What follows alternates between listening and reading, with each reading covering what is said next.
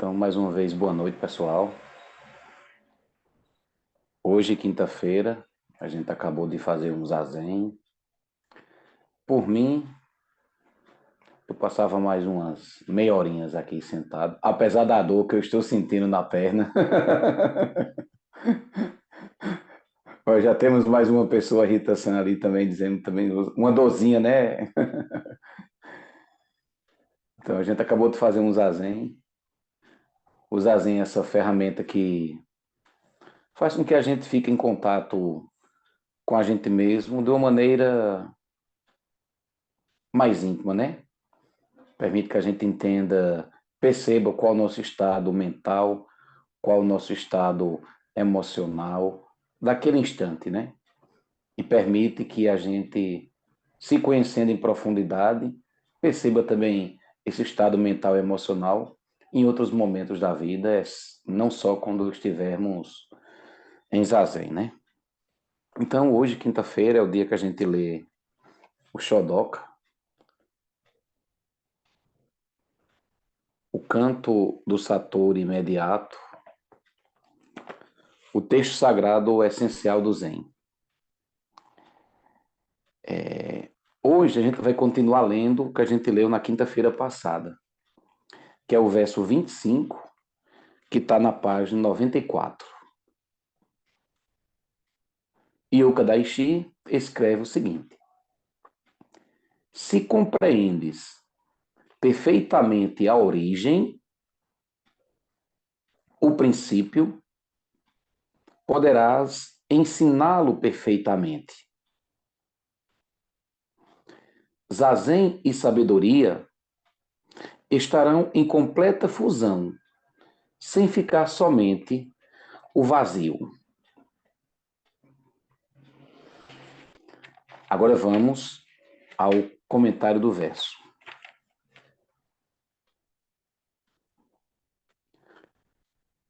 Tudo abandonar para a mais alta verdade.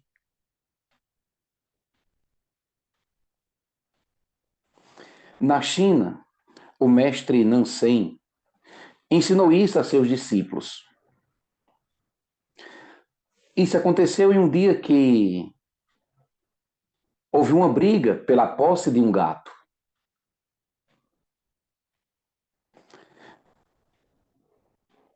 Os discípulos não paravam de discutir.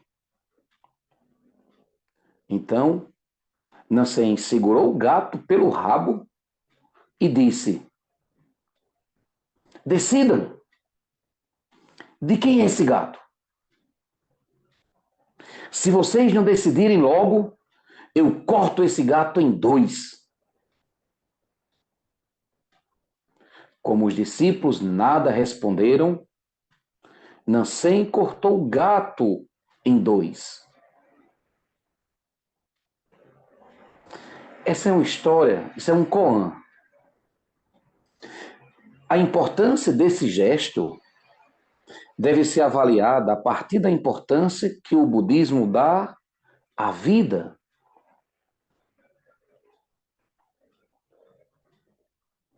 Cortando o gato em dois, o monge cortou o espírito de seus discípulos, cortou o espírito de discussão e dessa forma criou o silêncio entre eles. Uma atitude irada, né? Para parar. Tem hora que não pode falar muito bonitinho, né? Não faça isso, não sei o quê, seja mais leve. Tem hora que o momento exige uma rigidez. Essa história é um koan.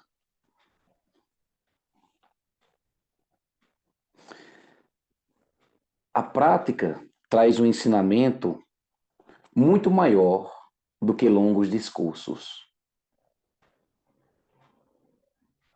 Agora sim. Agora a prática traz um ensinamento muito maior do que longos discursos. A criança não conhece a dor de uma queimadura senão no dia em que põe a mão no fogo, até o dia em que põe a mão no fogo. Esta experiência é muito mais importante do que uma longa explicação sobre o perigo do fogo. Explicar o desconhecido é muito difícil. Cuidado, Rafaela San. Não estamos dizendo que não devemos ensinar a Ayan a não colocar a mão no fogo. Não é bem isso, né? Precisamos dizer o que não fazer. Mas ao fazer o que não se deve, a lição é muito maior.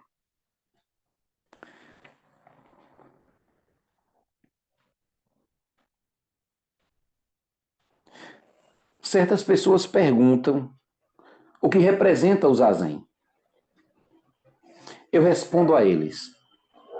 Eu descrevo a postura, falo da respiração e lhes ensino.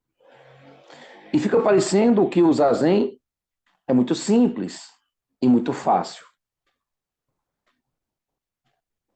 Mas quando se trata de praticar, isso se torna muito difícil.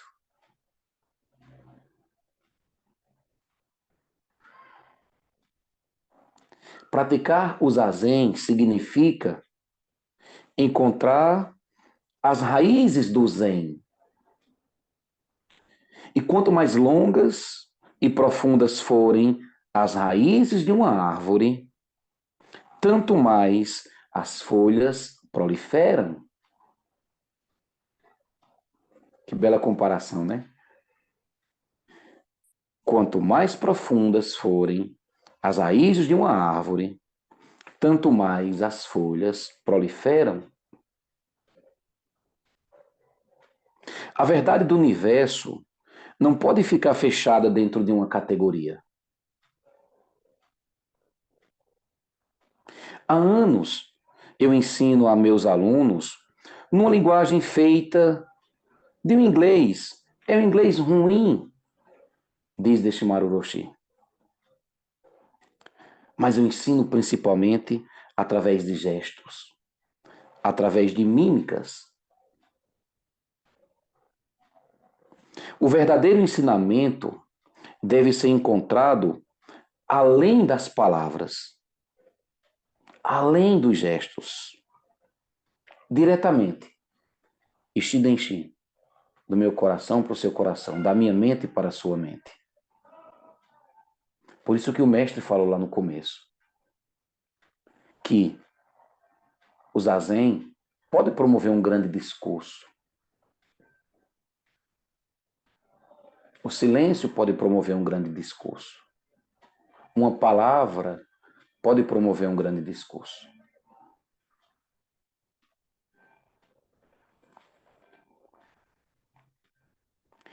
Este ensinamento vem da raiz, vem da fonte do silêncio. A verdade, pessoal, se situa além do razoável.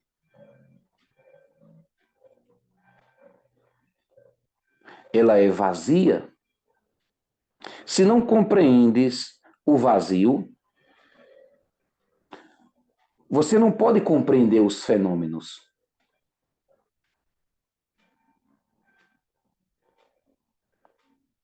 A raiz da sabedoria é o zazen.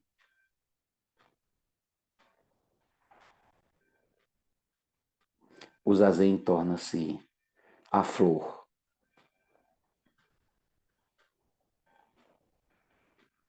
A sabedoria. Na vida, nós devemos ter uma raiz. Qual será ela? A maioria das pessoas procuram, mas não sabe onde encontrá-la.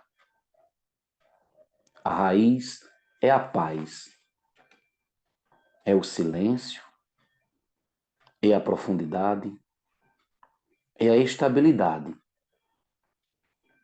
É nada.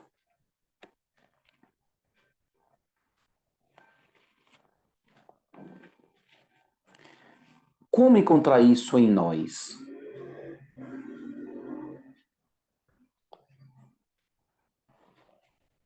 Os europeus sempre tiveram dificuldade em relação à prática. E, portanto, em relação ao método para encontrar a raiz também.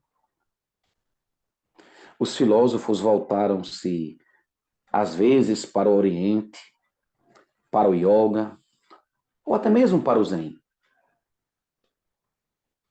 Os cientistas também deveriam estudar mais estas práticas. A essência é transmitida oralmente pelos mestres, de geração em geração.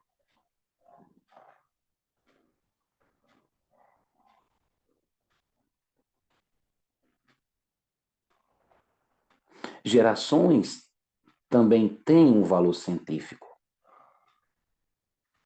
A ciência não é somente um acúmulo de conhecimentos e de progressos em relação ao futuro.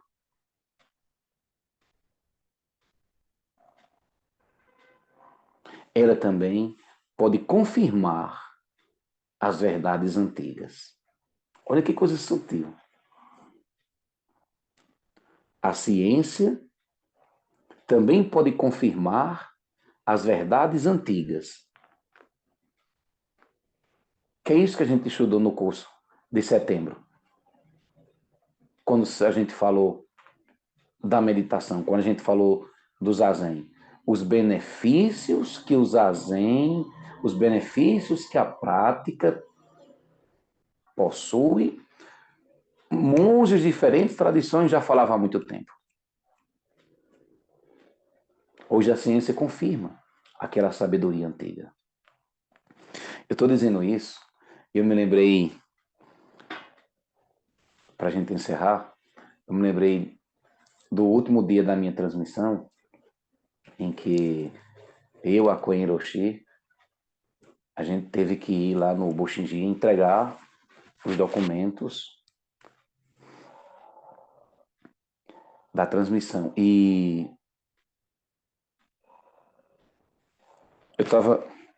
eu ia colocar o Irakuçu, eu disse, eu vou aproveitar e vou colocar esse Irakuçu aqui, que eu estou usando agora nesse momento. Ela disse, não, meu filho, use o antigo. Isso que você está fazendo não é uma coisa nova. Não é de alguma coisa que recebeu algo agora. É um caminho antigo. Então vá com o Irakuçu velho. Então o Zen, a prática espiritual, é desse jeito. A gente abre o caminho, caminha, e tudo que tem no caminho, à medida que a gente caminha, vai florescendo, vai aparecendo. Aqueles que têm mais paciência, aqueles que têm mais determinação, aqueles que têm mais prática, conseguem desfrutar melhor do caminho. Não pode ter pressa, mas também não pode deixar de caminhar. Sempre lembrando que a prática não é algo que começa aqui e acaba ali, e nós vamos tendo sempre andando em uma linha reta. Não, a prática dá muitas voltas. A gente está indo bem certinho, bonitinho, bonitinho, está tudo linear. A vida é dinâmica, a vida é impermanente.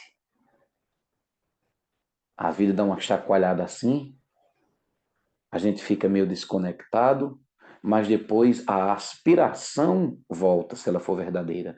Aí a gente volta a praticar. Não importa se demorou 1 ano, 2, 3, 4 ou 5, não importa.